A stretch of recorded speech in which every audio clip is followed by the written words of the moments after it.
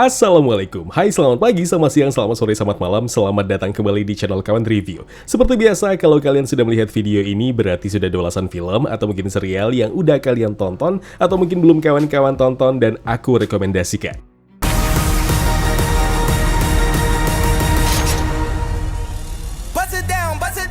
Nasib baik emang Kubang Biru ini. Dari beberapa project DCU, sebelum diacak-acak lagi, Blue Beetle inilah yang akhirnya dipertahanin. Zatanna dan Batgirl dibatalin. Dan Blue Beetle ini juga yang jadi karakter pembuka di era barunya DCU. Nah, pertanyaan terbesarnya, emangnya filmnya sebagus rating yang dikasih Rotten Tomatoes? Penasaran. Aduh, jangan terkecoh lah. Rotten belum ngeluarin skor sampai video ulasan ini ku upload loh. Tapi kalaupun dikasih 100% certified fresh, sepertinya harus dipertanyakan lagi kebenaran dan kejujurannya. Ya, Blue Beetle adalah karakter pertama dari era baru DC. Intinya tentang Jaime Reyes. Sejak kepulangan dirinya ke Palmera City, Jaime terjebak dengan perusahaan Court, di mana perusahaan tersebut sedang fokus dengan proyek ambisius menggunakan teknologi Scarab atau teknologi alien. Ya, benda alien yang justru malah terjebak di tubuh Jaime. Ya, Jaime jadi inang pilihan Scarab, dan mulai dari sini sejak dirinya bertransformasi sebagai Blue Beetle, dia pun malah dihadapi masalah besar dengan perusahaan Court. Mohon dicatat saudara-saudara sekalian, Blue Beetle adalah karakter pertama DCU, tapi film pertamanya tetap Superman Legacy, ungkap James Gunn. Ya, jadi jangan sampai salah lagi kalau ini film pertamanya DCU, bukan. Ini karakter pertama.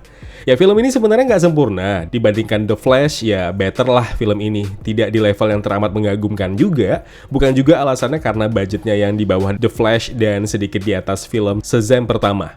Blue Beetle unggul di beberapa aspek, misalnya soal performa gemilang solo Meredue-nya yang sukses memikat kami di baris penonton. Aku bukan membaca origin story Blue Beetle versi komik, tahu karakter ini pun juga karena muncul di serial animasi. Jadinya ya nggak tahu seberapa akurat cerita filmnya sama komiknya. Kalau kalian yang tahu boleh share aja di kolom komentar. Tapi terlepas hal itu, Blue Beetle bisa dibilang awal mula yang baik buat era barunya DCU. Ketidaksempurnaan Blue Beetle justru hal yang bisa dimaklumi kok. Setidaknya film ini tidak butuh effort besar untuk menarik simpati penontonnya. Ya, sama seperti Shazam, Blue Beetle dikemas dengan pengenalan yang sangat sederhana, eksplorasi cerita yang didominasi keluarga Reyes. Ya, filmnya jenaka tanpa dipaksakan. Nah, di momen pengenalan ini justru terasa familiar. Makanya aku bilang di awal, film ini ibarat Peter Parker. Nah, secara kebetulan proses transformasinya ini yang dirasa hampir plek-ketiplek. Eits, jangan suzon dulu kalian. Udah rahasia umum kok kalau karakter DC dan Marvel itu punya desain sampai latar belakang karakter yang mirip-mirip. So, gimana Peter Parker melalui proses perubahan dirinya, yaitu juga yang terspotlight sama. Setidaknya ada hal yang berusaha ditekan Blue Beetle ini. Threat eliminated.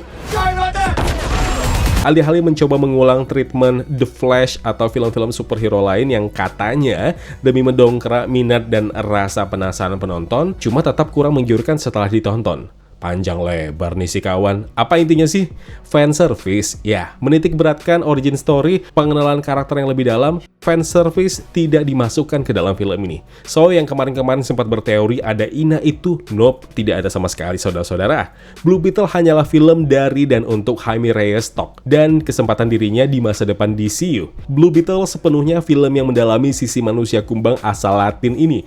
Proses demi proses yang dilaluinya. Remaja normal yang berakhir jadi pahlawan super dengan teknologi canggih yang didapatkannya dari kumbang Scarab. That's all. Cuma itu yang bisa kalian nikmati dari film ini, sembari menunggu nasib karakternya ini sebenarnya ke depannya seperti apa.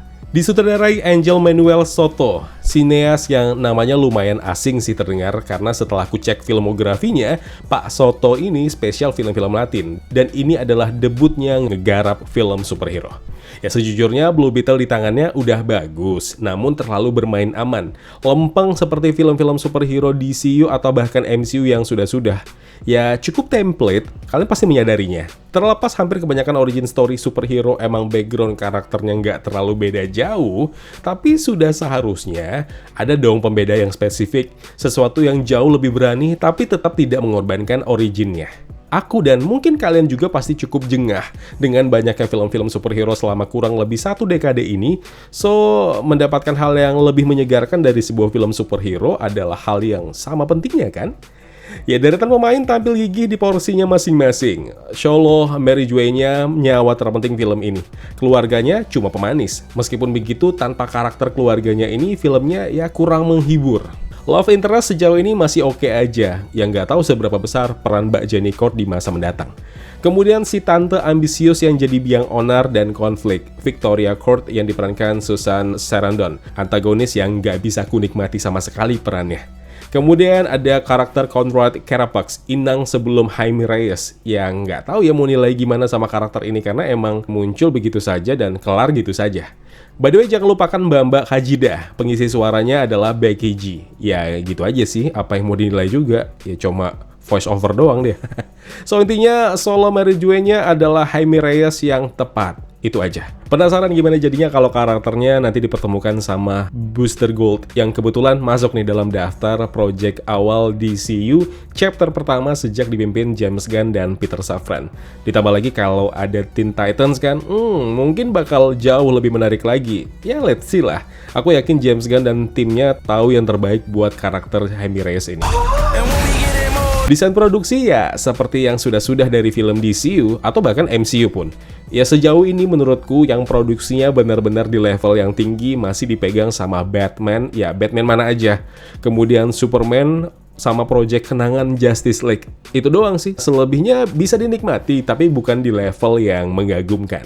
Oh ya, ini buat si paling CGI. Aku bakal ketawa kalau ada yang heboh bilang film ini teramat sempurna, bilang CGI-nya keren banget, bla bla bla bla bla, atau justru sebaliknya kalian yang bilang, ih CGI-nya jelek banget. Please, bisa nggak ya? Balik lagi ke masa dimana nonton film, yang penting ceritanya bagus dulu, itu aja. Soal visual effect, CGI, bla bla bla, apalah itu istilahnya, udahlah, gak usah jadi acuan buat menilai filmnya bagus atau enggak. Masih untung filmnya jadi rilis, kalau nggak jadi kan mampus.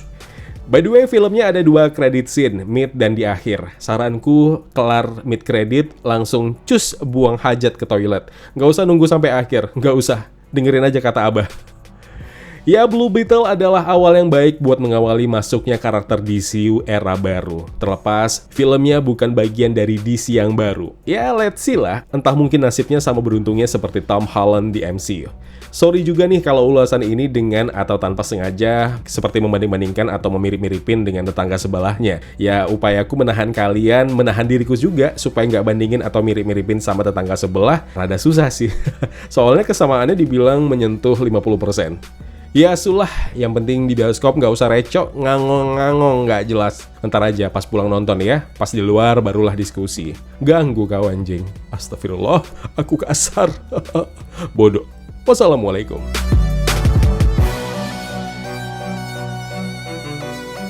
Ya kawan-kawan, terima kasih telah menonton video review ini. Jangan lupa klik tombol like-nya kalau kalian suka, klik tombol dislike kalau tidak suka. Klik juga tombol subscribe dan bel notifikasinya biar nggak ketinggalan review-review film terupdate lainnya. Kalau gitu aku Zain pamit undur diri, terima kasih, jaga kesehatan, tetap positif, dan jangan lupa bahagia.